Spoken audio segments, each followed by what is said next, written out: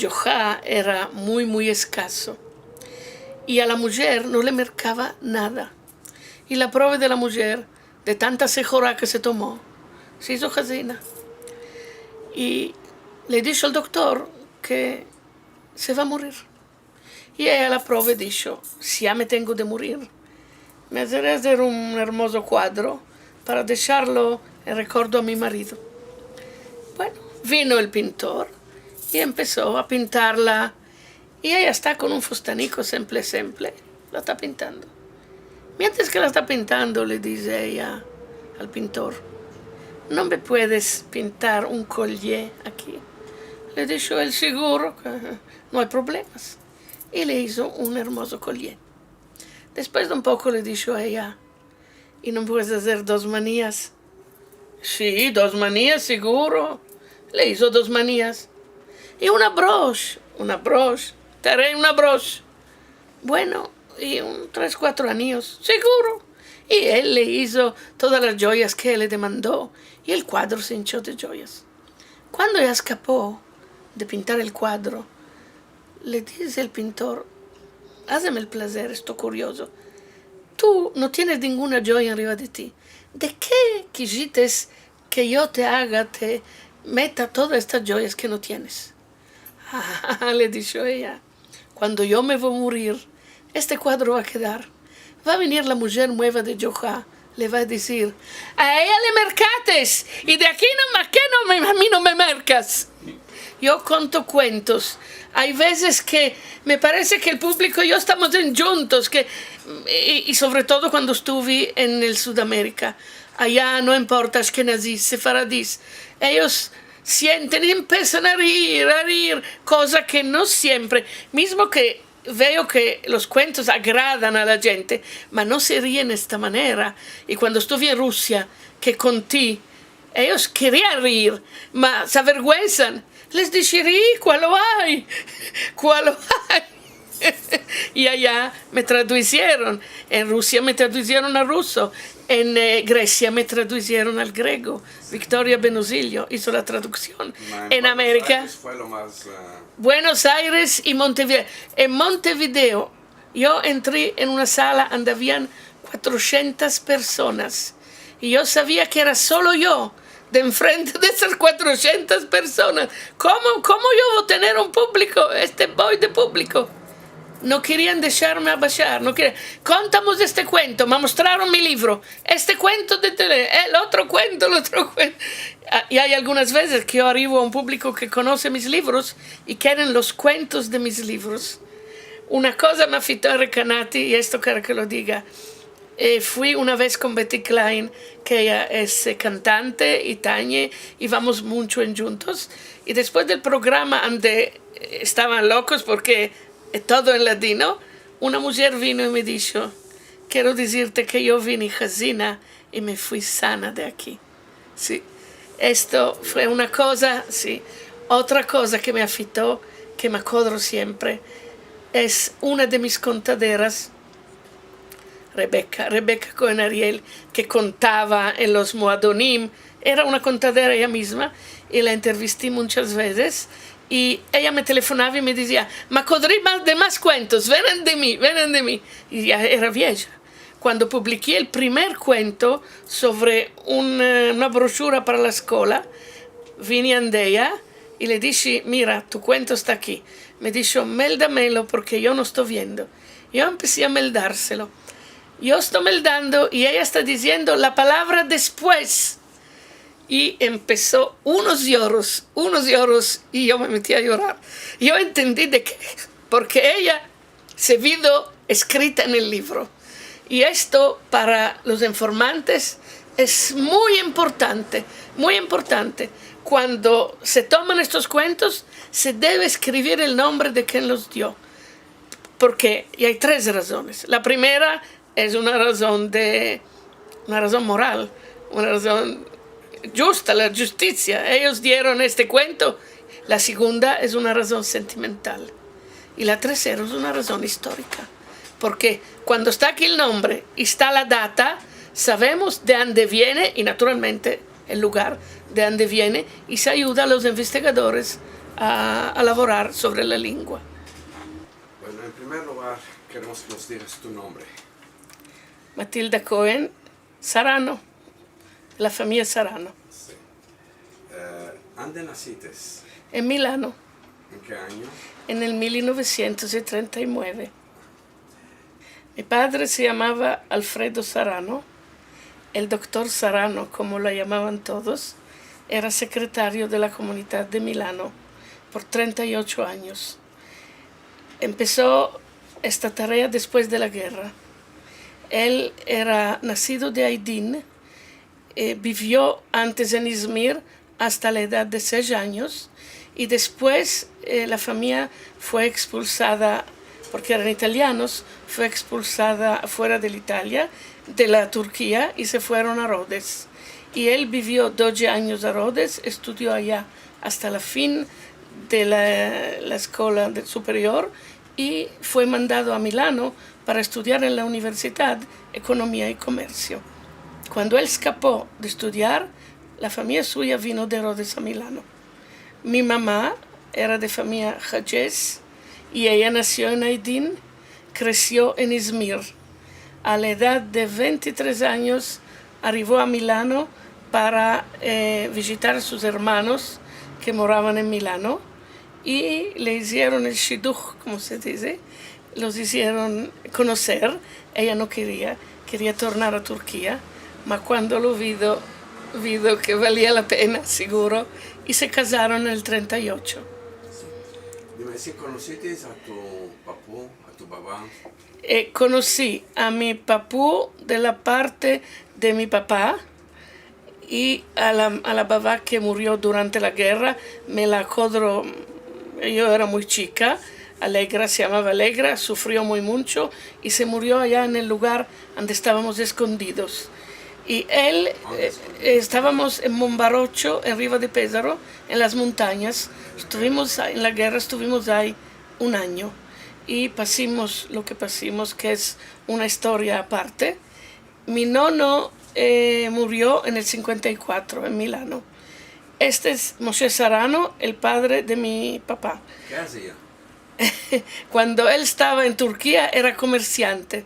Comerciaba en higos y mueces y balamut. Después en Rhodes fue trajumán de la prisión de Rhodes porque él sabía muchas lenguas. Sabía turco, griego, italiano, español, naturalmente. Y hasta que mi padre escapó de los estudios de Milano, él dejó ya y vino a Milano. En Milano ya no laboraba más. Y durante la guerra ya hizo alocar bastante a mis genitores porque no se quería esconder. Él decía que a él no le afita nada. Ma lo tomaron, lo aferraron en Parma y después de 3 meses lo liberaron. Y nosotros no sabemos cómo fue que lo liberaron. Nosotros pensamos que el papá del lugar donde estábamos, que sabía que éramos judíos, él lo hizo liberar. Esta es la única manera que tenemos de pensar, porque de esta prisión un judío venía mandado a Auschwitz. Allá había una familia judía que nos alquiló una casa, una camareta, y estuvimos allá hasta que entraron los alemanes. Y mi papá estaba en Milano, no quiso dejar la labor. Cuando los alemanes entraron, él entendió que se debía fuir, porque él había hecho el esquedario de los judíos de Milano, y él sabía todos los nombres de las alcuñas y las casas, los adresos a memoria. Y él sabía que se lo iban a tomar. Los alemanes arribaron lo mismo a esto, porque fueron al registro, al Ministerio del Interior, tomaron. Mi papá se espantó que lo tomaran a él y que él, quién sabe cómo, iba a decir los nombres. Y él vino a Pesaro. En Pesaro, cuando entraron los alemanes, el comando lo metieron enfrente de la casa donde estábamos nosotros. Y se entendió que teníamos de fuirnos. Y no solo nos fuimos nosotros, se fue yo y esta familia judía. Y nos fuimos más arriba, a las montañas. Y allá mi padre alquiló esto que no era una casa, era un ajir, era un establo, ¿sí? Porque él había mercado cosas de oro para tenerlas, para poder tener de pagar, y así pagaba a los casalinos. Y a los casalinos, a 2 familias les dijo que éramos judíos, y el papás del convento que había ahí al lado sabía, Padre Sante, y él nos ayudó. Y la noche, allá morimos un año, y los alemanes vinieron, naturalmente, estaban ahí girando, mas los soldados alemanes, que ya estaban arrepelados, que ya estaban enteros rotos, no tenían a comer, no tenían nada, y ellos se llevaban cosas de los casalinos, y un día vinieron ante mi mamá y le dieron 2 pollos que los cociné ella. Mi mamá, un espanto, se hizo entera blanca. Mi papá la tomó aparte y le dijo en español, le dijo: no mostres que te estás espantando, tómalos y cocínaselos. Ellos se fueron y mi mamá los echó en sal, se los hizo a comer, y ellos vinieron, se quitaron las bombas a mano, las metieron arriba de la cama. Un espanto, estas bombas a mano no sabía, ellos podían, le venía una gana de hacer saltar todo. Y se sentaron a comer, y mis genitores estaban muertos del espanto que nosotros, las chicas, dijéramos que somos judíos. Maestro, ya me lo había dicho mi tío Arturo: mira, no digas que somos judíos, si no van a venir a tomarnos. Y yo estuve en este espanto, y digo la verdad que es un espanto que no me se va a ir nunca de la vida. Y la noche hubo la batalla, porque los americanos subieron de la Sicilia, y subieron, y de casal en casal los estuvieron repuchando a los alemanes. Los alemanes estaban ahí y metieron un cañón en el campanile, en el atzariach de la Knessia, de la iglesia, y de allá estaban tirando a los americanos, y no pudieron, porque cada soldado que estaba subiendo estaba bajando muerto. Y nosotros estábamos escondidos en el refugio, en el abrigo del convento. No solo nosotros, estaban ahí cientos de personas. Y el papá estaba rogando: ora pro nobis, ora macodro, ora pro nobis, y mi papá estaba diciendo: Shema Israel, Shema Israel.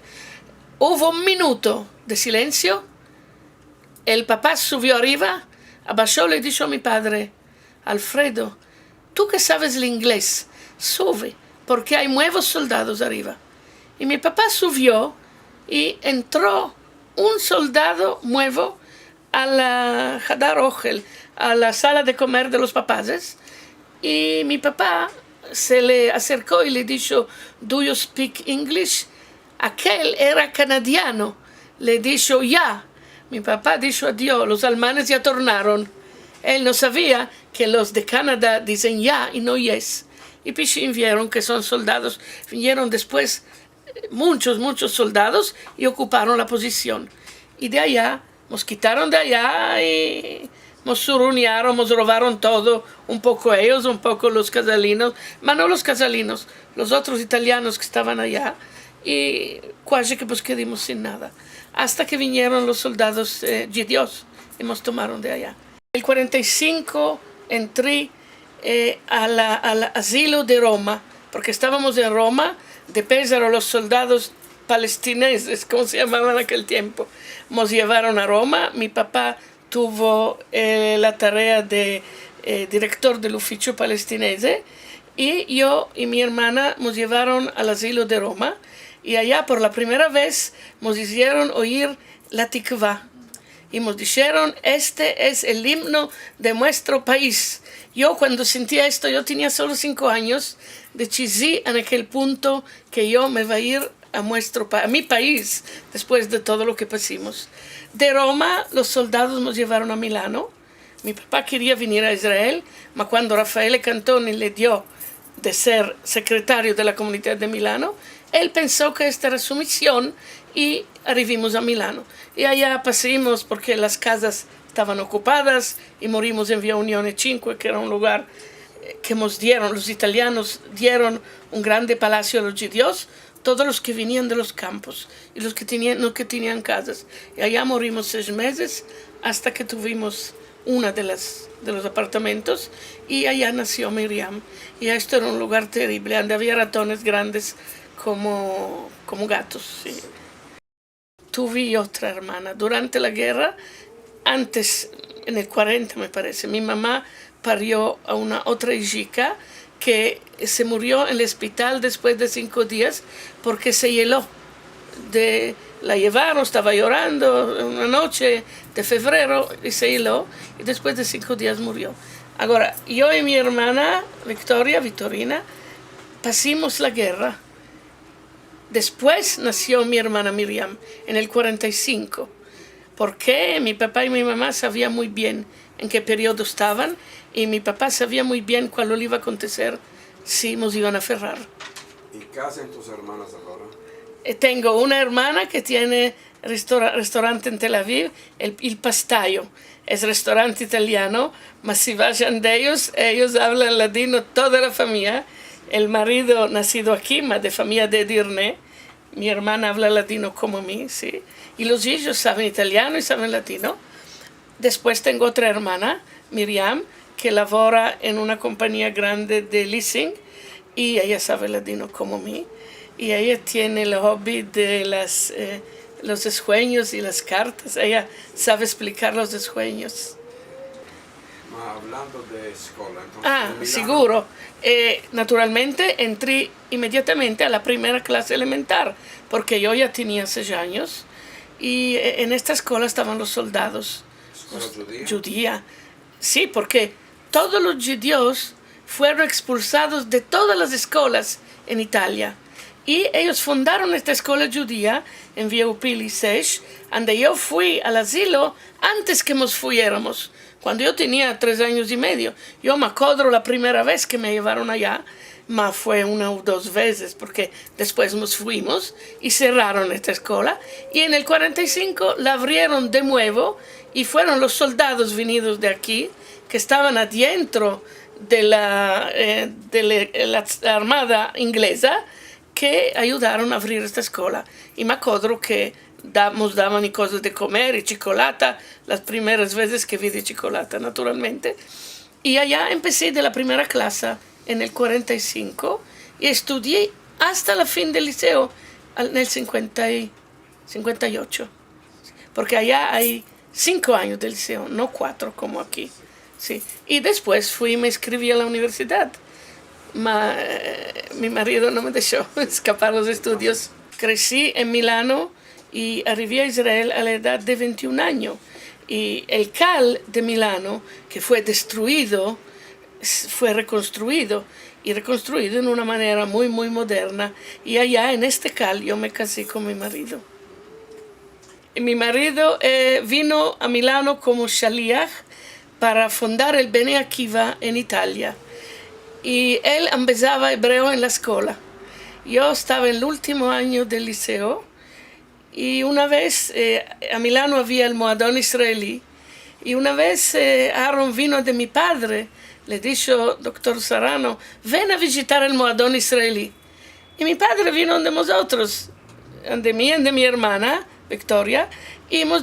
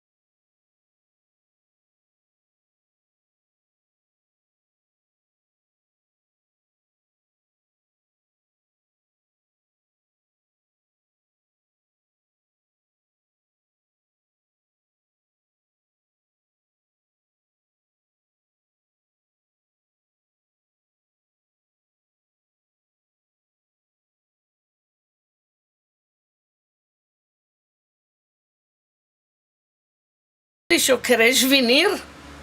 Iremos. Y él nos llevó, un padre que lleva 2 hijos, una cosa que aquel tiempo no se usaba más. Y cuando arribamos allá, Aaron abrió la puerta y lo vio a mi padre. Nos miró a las 2 hermanas. Dijo, doctor Sarano, no sabía que tienes hijas así. Y la nochada entera se sentó al lado de mí y no me dejó bailar con ninguno. Y después, el año después, cuando hice el baccalaureato y me escribí a la universidad, él era maestro en la escuela. Y yo laboraba como secretaria en la escuela para poder estudiar. Empecé a laborar y él entraba cada minuto en la secretaría y a la fin fue que nos casamos en Milano y los genitores de Aaron vinieron a la boda. ¿Una boda tradicional? Sí, en el Cal, porque allá no es como aquí. Allá se casan en el Cal. Después hacen la fiesta en otro lugar. Y la boda es mucho más solemne, mucho más, sí, hace una gran impresión. Y no todos los que se invitan a la boda se invitan después al refresco. A la boda vienen muchas personas, el Cal se hinche. Al refresco se hace una cosa mucho más chica. Familiar, sí. Y después, inmediatamente, vine a Israel. ¿Y el Cal era un Cal sefaradí? No, Cal italiano. Cal italiano. Mi papá era secretario de la comunidad de Milano. Él había Cal sefaradí. Muchas veces él abashaba el Cal sefaradí. Ande el señor Enríquez, como le llamaban en Italia, era uno de los Gabaim. Ma mi papá rogaba en el Cal de los italianos. ¿Tenían una liturgia diferente? Seguro. Músicas diferentes. Ahora, saber exactamente si hay cosas que decían más o manco, esto no lo puedo decir, mas las músicas seguramente, y muchas veces a mí me viene la nostalgia de estas músicas, porque el Lejadodí es un Lejadodí cantado en otra manera, y Betzet Israel cantado en otra manera, mas nosotros cantábamos en nuestra casa, y las cosas en latino, mi mamá cantaba en latino, sí. Bendigamos al Altísimo, al Señor que nos crió, démosle agradecimiento por los bienes que nos dio. Alabado sea su santo nombre, porque siempre nos da piedad. Loada al Señor que es bueno, que para siempre es su merced. Oh, Dula Adonai Kito, Ki leolam chasdo. Oh, Dula Adonai Kito, Ki leolam chasdo. Es verdad que yo quería mucho venir a Israel, porque una vez yo vine en el 54 con la Zimria, con mi padre que organizó el coro de Milano, y vinimos aquí, cantimos en todos los lugares, y todos italianos, vapencieros, estaba un entusiasmo, y yo no me quería más ir de aquí. Yo tenía 15 años y quería quedarme en Israel. Cuando torné, todo el día yo lloraba que quería tornar, mas naturalmente no pude hasta que escapé del liceo, y quería venir a estudiar a Bar Ilan. Mi papá me topó una bolsa, mas mi mamá no me dejó. Ella no me dijo, no te vayas. Un día me tomó y me dijo, mira Matilda, ¿tú estás segura que vas a poder quedar sola? Nosotros estábamos tanto atados, la familia nuestra era tanto atada, siempre fue así, ¿no? Que yo me convencí, entendí que ella tenía razón. Y me inscribí a la universidad y empecé a laborar como secretaria de la escuela y conocí a Aaron. Cuando vine, antes de venir, vinieron los genitores de Aaron a la boda. Yo tenía un espanto terrible de esto. ¿Cómo voy a hablar con ellos? ¿Quién son? No los conozco. Cuando mi suegra bajó del tren en Milano, yo fui a darle la mano. Me dijo en latino, ya vine, ya estoy aquí. Piscín, todo el espanto mío se fue. No me espanté más. Entendí que yo tengo una persona que me va a entender, que vamos a poder hablar juntos. Y así no fue. La familia de Aaron me recibió de una manera increíble, con caramelas arriba de la cabeza, con todos al porto. Y mi cuñada Geula me trujo una broche y me la metió aquí. Ella no sacó de la, ma yo me acuerdo. porque esto me hizo una impresión muy, muy grande. Y mi suegra me hablaba en latino, yo le hablaba en latino, y me aprontaba comidas para mí. Me decía, estos temanis no saben comer, nosotros sabemos comer. Vieni, ven, te apronté una comidica para ti. Y nos sentábamos a comer juntos. Y fue una grande amiga mía hasta que vinieron mis genitores a Israel en el 69. Los hicimos venir. Antes hice venir a mis hermanas. Ellas se casaron aquí y en el 69, después de la guerra de los 6 días, que fue terrible para ellos, porque ellos estaban allá y todos nosotros estábamos aquí, hijos y nietos, y reuscimos a liberar a mi padre de esta tarea que tenía sobre las espaldas, topar algún otro en su lugar, y vino en pensión. Y moraron aquí 20 años en Bnei Brak, y de él empezó toda esta actividad que tengo yo del latino, y más de mí, yo diría, porque él escribió una letra a Moshe Shaul, director de la sección de Kol Israel, de latino de Kol Israel, diciéndole que se debe hacer alguna cosa para salvar nuestra cultura. Y Moshe Shaul quiso encontrarse con él. Se encontraron en mi casa y yo estuve sintiendo que estaban hablando, pero yo no sabía cuál es cultura. A mí me pareció que están hablando de la lengua, y yo no sabía que se está desapareciendo, porque yo hablaba con mis genitores en latino continuamente. Y después de un mes, después de este encuentro, antes de todo, Moshe registró a mi madre que cantaba, y después él organizó un seminario para redactores de programas en judeo-español. Y mi padre me dijo, ¿de qué no vas? ¿Yo? ¿De qué? Yo estaba aquel tiempo laborando en el Ministerio del Exterior.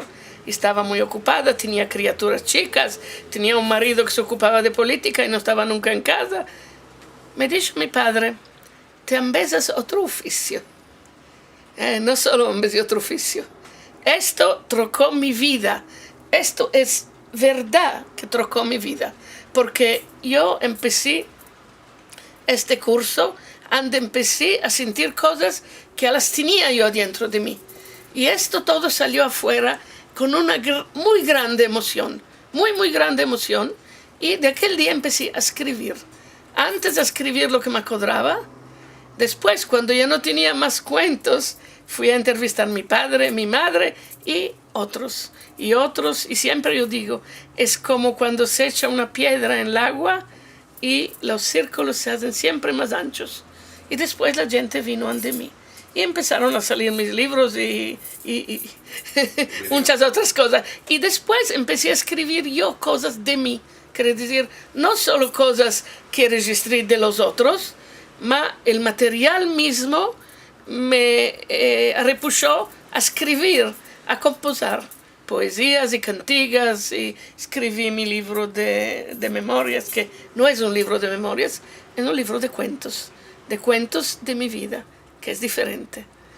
Y así toda mi vida ahora está empeñada, ahora estoy escapando el diccionario, que me tomó 2 años de laboro, pero para corregirlo está tomando más de 2 años, solo para corregirlo. Muchas veces Moshe me dijo, ven a la radio, ven a hacer Hadashot. Y yo me estaba espantando mucho de esto. Y tuve razón de espantarme, digo la verdad. Y una vez dijimos sí, una vez dijimos no, y siempre estuvimos dejeándonos, como se dice.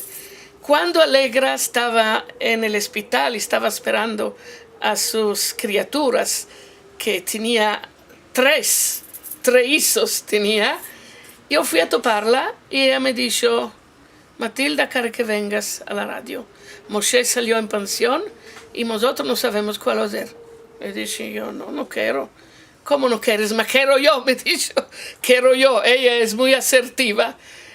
Dijo, ¿cómo voy a hacer yo? Voy a tener 3 criaturas, no voy a poder. Tengo de menester de ayuda. Le dije, bueno, veremos. Y arribé allá y en principio Ansina yo temblaba, porque hacer las Hadashot es una cosa muy difícil. Es la cosa más difícil que hice en mi vida, digo la verdad.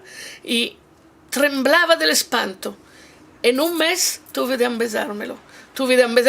Y me echaron al agua, y al agua muy helada. Y lo hice por 9 años. 9 años siempre queriendo dejar, porque la responsabilidad era muy grande y muchas veces me afitaron cosas. El 11 de septiembre yo estaba allá. Era yo que me vi estas noticias allá arriba del computer y no sabía cuál hacer. Mas siempre podía telefonar a Moshe, a Alegra, a Zelda, cuando tenía un problema con una palabra que no sabía. ¿Cómo decirla en ladino? ¿Cómo? Algunas veces podía inventarla, otras veces, pero en la radio no se podía inventar, no. Quería que demandara a Alegra, a Zelda, a Moshe, ¿cómo que diga esto? ¿Cómo que diga lo otro? Y a vagar, empecé a calmarme. Después de 2 años, empecé a hacer las Hadashot sin temblar. Ma dije una cosa, yo lo voy a hacer hasta 65 años. Después voy a hacer programas de cultura, de música, de cantes, pero las Hadashot no las puedo hacer más. Porque esto me mete, es una cosa, hasta ahora es una cosa difícil. Y después, empecé 5 años en la Universidad de Beersheba. Tuve algunas veces 80 estudiantes y se peleaban para venir a mis cursos. 5 años lo pude hacer, ir de aquí a allá un día a la semana, durmiendo en el autobús a la ida y a la venida, y después no durmiendo más de la noche, y empezando 4 horas a una clase enorme con paquetes de deberes de corregir y de exámenes de corregir. Y lo hice porque me sentí que debía hacerlo. Pero vino el minuto que no pude más. No pude más hacer el viaje. Si era continuar a empezar, ya podía. Porque estoy continuando ahora en Bet Shmuel, estoy empezando en la autoridad del ladino, pero era el viaje que no podía hacer. Estaba muy, muy difícil para mí. Y por esto, después de 5 años, como Moshe, y él empezó 5 años, y me lo dijo cuando empecé. Me dijo, ¿cuántos años vas a poder? Me dijo, 5 años. Y fue encima, 5 años. Y no pude más continuar. Después Sí. que te casaste, tuviste familia. Y yo en principio morí en Kfar Batya. Mi marido era Merakez Adraja de los Madrijim, director de los Madrijim en Kfar Batya. Y yo tuve Pishin, la criatura, y para mí fue muy, muy difícil. Venir de Milano y morar en un casal con nada. Para ir a tomar el autobús era 1,5 kilómetros a pie. Para ir a Tipat Halav con la criatura, llevarla en brazos que no podía. Aquel tiempo era muy, muy difícil y no teníamos automóvil. Aaron tenía la Vespa y muchas veces yo partía con él con la Vespa. Y estuvimos allá 2 años. No dijiste Sí. los nombres de los hijos y de las hijas. La grande se llama Liora, tiene 3 y mora en Lynn, cerca de Boston. El segundo se llama Yossi y tiene 5. Mora en Ramat Bet Shemesh, hizo ahora el doctorado en historia. Y la chica se llama Limor y está haciendo el máster en educación y es la que me está ayudando a hacer el diccionario. Ella está haciendo la parte de hebreo y yo la parte en ladino y tiene 5 criaturas, sí. Estos son mis hijos. En principio yo me quedé en casa. Nosotros decimos Kfar Batya después de 2 años, cuando nos dieron la casa que el papá de Aaron había mercado, pero no salimos en la lotería. Yo hasta ahora no entendí qué quiere decir, pero esto fue que esperemos 2 años para que nos den la casa. Y cuando nos dieron la casa, decimos Kfar Batya, Aaron vino aquí a ser maestro de escuela y morimos en Romema. Y muy poco tiempo fue maestro porque después inmediatamente fue director de Evelina de Rothschild en Baca y yo quedé 13 años en casa a curar mis criaturas porque yo no estaba de acuerdo de dejar mis criaturas en mano a ninguno. Después de Rehova Mem Gimel, donde morábamos, ¿sí? Fuimos a morar en Kiryat Moshe por la escuela de las criaturas, que hicimos una escuela más adapta. Y yo no lavoraba, yo era muy activa en el grupo de Emuná, de las mujeres religiosas, y empecé en el 74 a laborar en el Ministerio del Exterior, porque después de la guerra de Yom Kippur, yo entendí inmediatamente que la situación financiera iba a ser muy difícil y no nos íbamos a poder arreglar con un solo salario, y me empleé en el Ministerio del Exterior. Fue muy difícil al principio porque yo tenía 34 años y no era una criatura y me hacían como disciplina, naturalmente. Pero después de un año y medio empecé a elaborar los pasaportes. En conclusión, ahora, Sí. recapitulando todo lo que Sí. pasaste, de la época que estás ahora, ¿tienes satisfacción? ¿Estás contente o es algo que te está pesando? No, yo estoy muy contente. Yo cuando decidí el ministerio, porque yo podía hacer mucho más allá. Y después que laboré en los pasaportes, me pasaron al archivo. Estuve 17 años en el archivo de las organizaciones internacionales. Era una vida muy ennuyosa, mismo que no te agrada la palabra, ¿sí? Yo me enfaciaba ya y empecé a escribir. Y esto me lo dijo mi padre. Cuando me pasaron al archivo, yo vine de mi padre a llorar. Papá, me pasaron al archivo. Yo no estoy pudiendo estar aquí. Yo estaba ya embesada de todas las partes. Matilda, pasaportes. Me dijo, había un grande archivista que se llamaba Henri Beyle, que era Stendhal. Y él escribía, era un escritor. Verás que tú vas a empezar a escribir. Y él tuvo razón. Él tuvo razón en todo. Mi papá tenía razón en todo. Él sabía, él vía diccionario. Pero esto es una facilitación muy grande. ¿Cuál me dijo mi padre por años? Yo no me soñaba de hacer diccionario. Mi padre me dijo muchas veces, Matilda, no entres en labor de diccionario. Quien entra en labor de diccionario se muere antes de escaparlo. A mí esto me hizo un espanto, denda lo tengo el espanto. Y por 3 años me fueron demandando de quitar un diccionario. Dije no. Mi padre me dijo de no. A la fin, i pluti papá, como se dice, me hicieron caer en la trampa. Y mi padre nunca ha visto el computer. Él no sabía cuál es computer. ¿Sí? Si él lo supiera, no iba a decir esto, seguro.